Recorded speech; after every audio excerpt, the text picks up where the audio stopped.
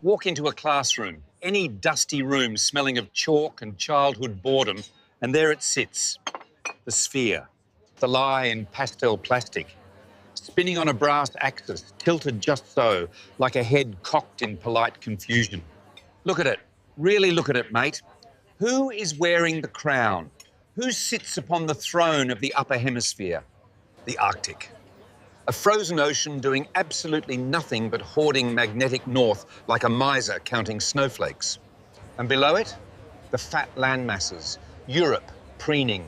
North America, loud and expansive, sitting on the porch, looking down. Always looking down. Then you follow the curve, past the equator, that imaginary belt holding up the world's trousers, and you find us, the footnote. The heavy sediment settled at the bottom of the wine glass. Australia, New Zealand, South America, Southern Africa, hanging on for dear life by gravity's fingernails, blood rushing to our heads, forever looking up skirts of the superpowers. They call us down under. Think about the psychology of that preposition. Under, beneath, subordinate, the cellar of the earth, the place where you store the things you don't need every day. Old paint cans, spare tyres, kangaroos. But here is the thing, the great cosmic joke whispered in the vacuum: space does not care. The void has no ceiling. The universe has no floor. We are floating in ink, suspended in a nothingness. So profound that up is just a fairy tale we tell ourselves to keep from vomiting into the abyss. So, I have a proposal, a modest adjustment, a correction of the record.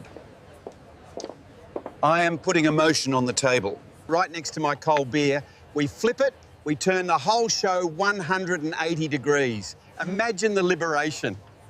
Unscrew the bolts at the poles, take the globe off the stand, flip it over, jam the Arctic into the wood, let Antarctica rise.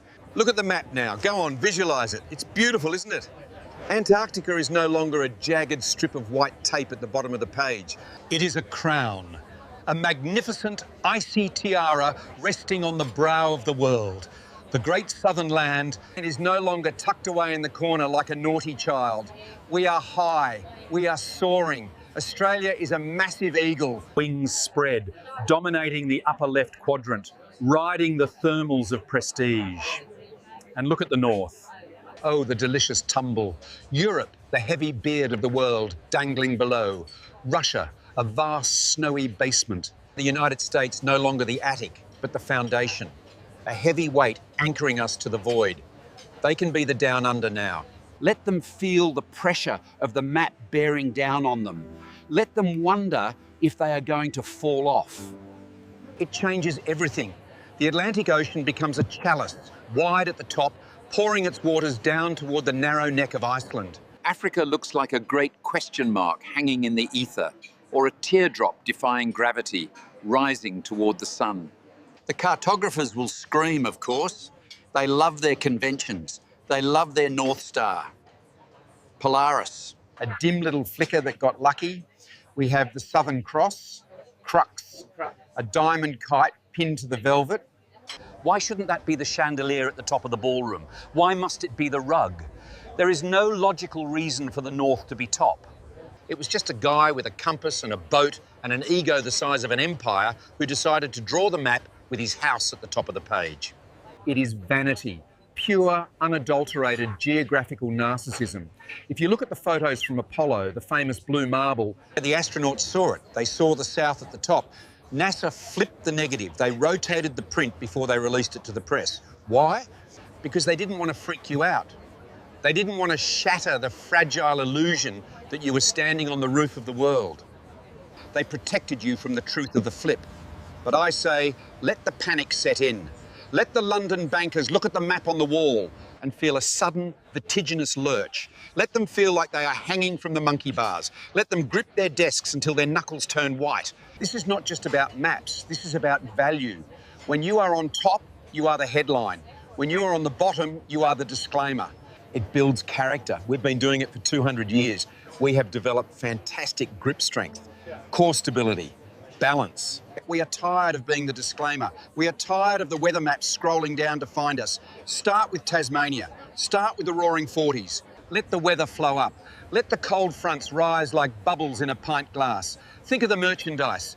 Millions of new globes, new atlases, new GPS displays. It's an economic stimulus package for the printing industry. We are job creators. We are visionaries. And sure, the Santa Claus myth takes a bit of a beating. He's no longer living in the penthouse. He's living in the crawl space. He has to climb up to deliver the toys.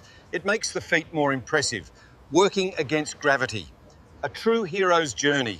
Or maybe we relocate him, move the workshop to the South Pole, penguins pulling the sleigh. It's aerodynamic, it's modern, it's sleek. Here is the plan.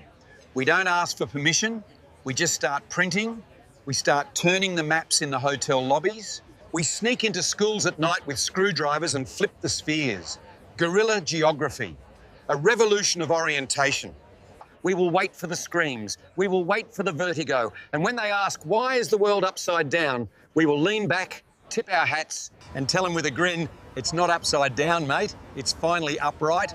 Welcome to the top. Don't look down, you might get dizzy.